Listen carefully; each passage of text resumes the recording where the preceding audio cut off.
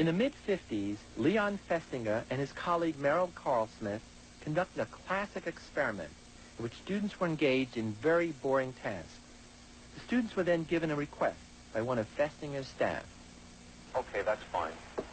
Let me tell you now what we're actually studying here. It's the effect of preparatory mental set on performance. The rest of the subjects are prepared by being told that the experiment will be very interesting and enjoyable. In fact, lots of fun. Now I have a somewhat unusual request to make of you. The next subject is waiting right outside, but the fellow who ordinarily gives the spiel isn't here. I wonder if you could possibly take his place.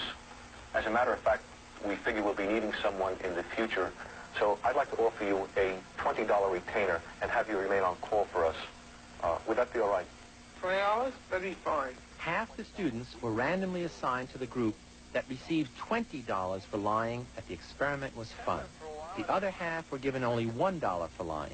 $1 as a sort of a retainer and have you remain on call with us.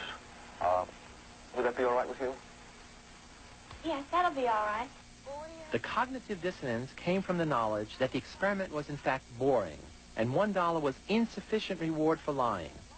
Many of the $1 subjects actually convinced themselves that the experiment was fun after they made their decision to reduce the dissonance between their prior beliefs and their behavior.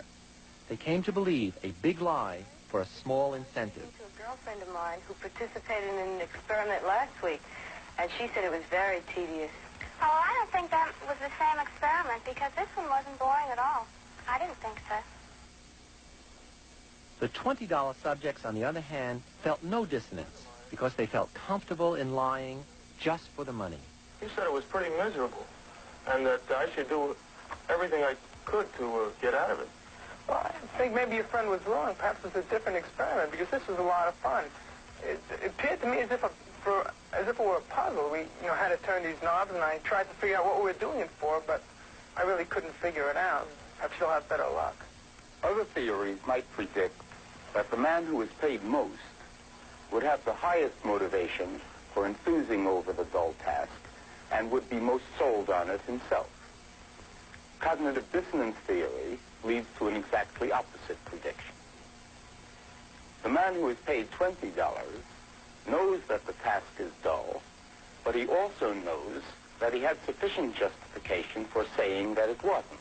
Did you enjoy working on the manual test? Well, it really wasn't too enjoyable. In fact, it was rather boring. How about the man who is paid $1? He knows the task is dull, but he has two discrepant thoughts.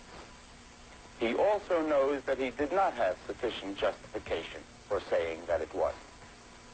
For him, there is dissonance. Time after time, we have seen what follows. He reduces the dissonance by changing his opinion about the dullness of the task. Did you enjoy working on the manual test?